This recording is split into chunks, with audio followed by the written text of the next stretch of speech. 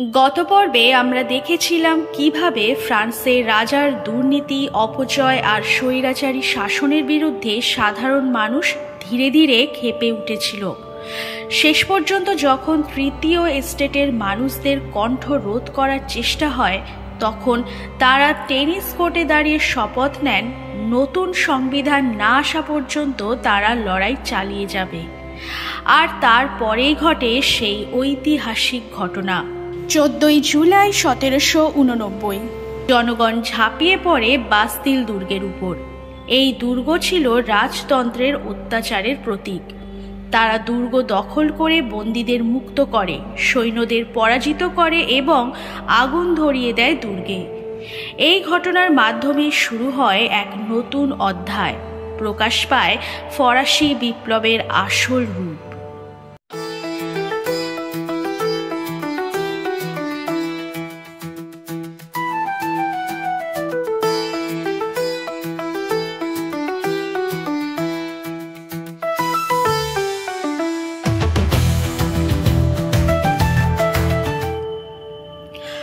সবাইকে স্বাগত জানিয়ে শুরু করছি আমাদের এই নতুন পডকাস্ট। আজকের পর্বে আমরা দেখব কিভাবে ফরাসি বিপ্লব ছড়িয়ে পড়ে গোটা ফ্রান্সে আর ধীরে ধীরে ভেঙে পড়ে রাজতন্ত্র। এছাড়াও জানব ফরাসি বিপ্লবের এক গুরুত্বপূর্ণ অধ্যায়, সংবিধান সভা এবং রাজা ষোড়শ লুইয়ের মৃত্যুদণ্ড। 1789 খ্রিস্টাব্দের বিপ্লবের পর ফ্রান্সের রাজতন্ত্র ভেঙে গঠিত হয় সংবিধান সভা। এই সভার উদ্দেশ্য ছিল নতুন আইন তৈরি করা এবং জনগণের হাতে শাসন ক্ষমতা তুলে দেওয়া। বাস্তিল দুর্গ দখলের পর যাজক ও অভিজাতরা থার্ড এস্টেটের কাছে বশ্যতা স্বীকার করে। ফ্রান্সে থার্ড এস্টেটের প্রতিনিধিদের চাপে পড়ে ষোড়শ লুই শেষ পর্যন্ত সবার মিলিত সভা করার দাবি মেনে নেন। ফলে স্টেটস জেনারেল বা জাতীয় সভা একটি সম্মিলিত সভায় পরিণত হয়। এই জাতীয় সভায় প্রতিনিধিত্ব করেন মিরাবো, মুনিয়ার, বার্নেট, লাফায়েত, ট্যালিরেন্ট এবং আরও অনেকে। 1789 থেকে 1791 খ্রিস্টাব্দ 2 বছর চেষ্টার পর তারা প্রথমবার একটি লিখিত সংবিধান রচনা করেন। এই সভার নাম হয় সংবিধান সভা, আর এই নতুন সংবিধানকে 1791 সংবিধানও বলা হয়। ফ্রান্স এই নতুন সংবিধান সভার কর্মসূচিকে আলোচনার সুবিধার জন্য কয়েকটি ভাগে ভাগ করে নেয়, যেমন প্রশাসনিক ও বিচার সংক্রান্ত সংস্কার, অর্থনৈতিক সংস্কার আর ধর্মীয় সংস্কার। প্রশাসনিক সংস্কারের ক্ষেত্রে সমগ্র ফ্রান্সকে 83টি প্রদেশ, প্রতিটি দেশকে 574টি জেলা বা ক্যান্টন ও প্রতিটি জেলাকে 44,000 পৌর এলাকা বা কমিউনে ভাগ করা হয়। এছাড়া ফ্রান্সের নাগরিকরা সম্পত্তির ভিত্তিতে 2টি ভাগে বিভক্ত ছিল, একটি সক্রিয় আর একটি নিষ্ক্রিয়। এখানে নির্দিষ্ট পরিমাণ সম্পত্তির মালিকরা সক্রিয় এবং সম্পত্তিহীন ব্যক্তিরা নিষ্ক্রিয় নাগরিক নামে পরিচিত ছিলেন। নতুন সংবিধান অনুযায়ী ফ্রান্সের শস্য ছাড়া আর সব পণ্যের একচেটিয়া বাণিজ্য লোপ পায়। স্থাবর অস্থাবর সম্পত্তির ও আয়ের উপর কর বসানো হয়। বিদেশি জিনিস আমদানিতে ট্যাক্স বসে। দেশের চার্চগুলোর সম্পত্তির মূল্যের ভিত্তিতে অ্যাসাইনেট নামে নতুন নোট চালু হয়। ধর্মীয় সংস্কারের ক্ষেত্রে সংবিধান সভা ফ্রান্সের গ্যালিকান চার্চকে পুনরায় তৈরি করতে ক্যাথলিক প্রথার অবসান ঘটিয়ে রোমান পোপের পরিবর্তে জনগণ বিশপ ও যাজককে নির্বাচন করবে। তবে এই নতুন সংবিধানের বেশ কিছু ত্রুটিও ছিল, যেমন শাসন আর আইন বিভাগকে পৃথক দায়িত্ব দেওয়ার ফলে শাসন বিভাগ আইন প্রণয়ন করতে পারত না।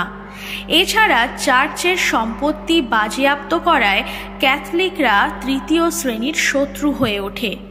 সংবিধান সভা ফ্রান্সে বিপ্লবী ভাবধারা ও পূর্ব রাজতন্ত্রের মধ্যে সমন্বয় তৈরি করে নিয়মতান্ত্রিক রাজতন্ত্র পরিবর্তনের চেষ্টা করে।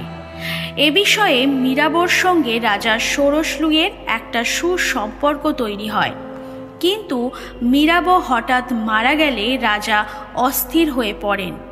তার উপর বেকারত্ব, খাবারের অভাব, জিনিসপত্রের দাম বেড়ে যাওয়ার কারণে ফ্রান্সে বিদ্রোহ চরম আকার নেয়।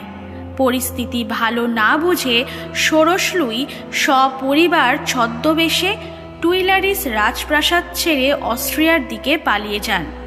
এরপর 1791 খ্রিস্টাব্দের 21শে জুন ষোড়শ লুই তাঁর পরিবার সহ সীমান্তের কাছে ভেরেন্নাসের সেন্ট মেনেহোল্ড গ্রামে ধরা পড়েন।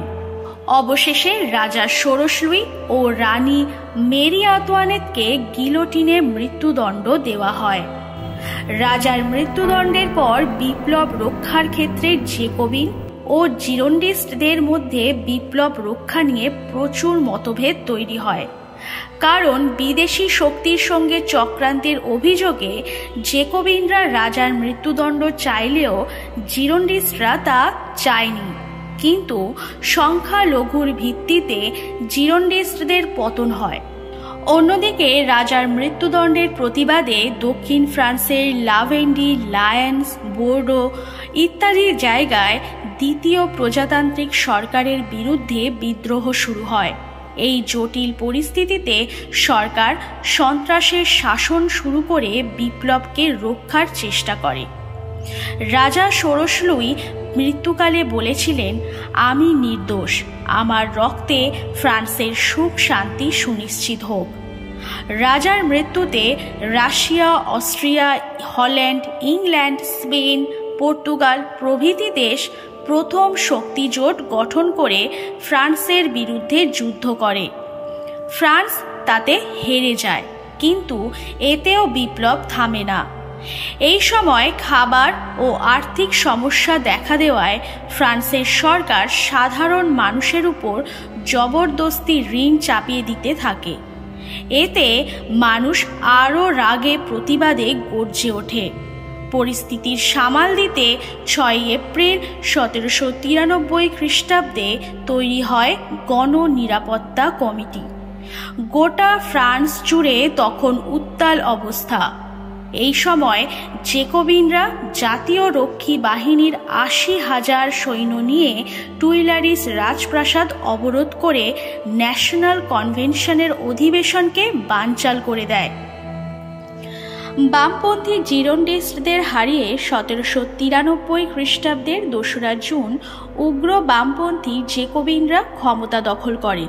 উচ্চ বুর্জোয়া বা মধ্যবিত্ত শ্রেণীকে শেষ করে সাঁকুলত মানে শহরের সর্বহারা দিনমজুর শ্রেণীর সমর্থনে জেকোবিন শাসন ব্যবস্থা প্রতিষ্ঠিত হয় ফ্রান্সে। জেকোবিনরা ক্ষমতা লাভের পর গণতন্ত্র রক্ষার নামে গণতন্ত্রকে শেষ করতে শুরু করে।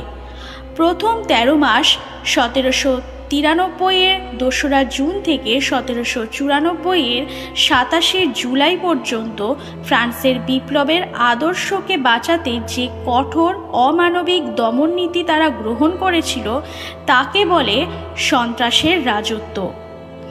তখন ফ্রান্স অরাজকতার স্বর্গরাজ্য হয়ে ওঠে। বিদেশি গুপ্তচর, আড়তদার, কালোবাজারিদের রমরমা কারবার বন্ধ করতে এবং দেশের শান্তি ও ঐক্য ফেরাতে ভয় দেখানো ও সন্ত্রাস ছাড়া বিকল্প পথ ছিল না।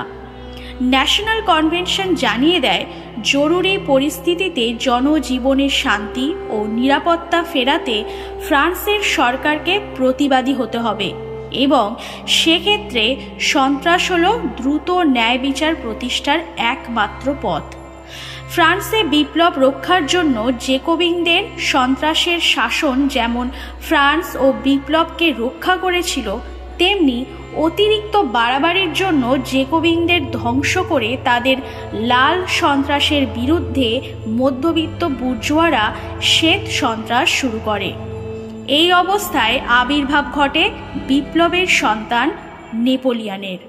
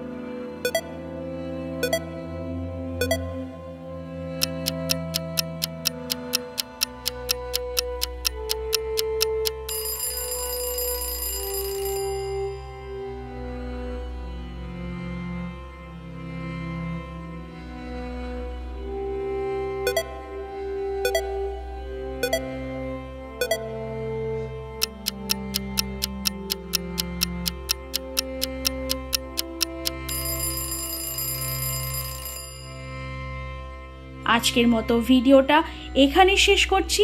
ভিডিওটা ভালো লাগলে লাইক করবেন, শেয়ার করবেন বন্ধুদের সাথে, আর নেক্সট ভিডিওর আপডেট পেতে চ্যানেলটিকে সাবস্ক্রাইব করে পাশে থাকা বেল আইকনটি অবশ্যই প্রেস করবেন।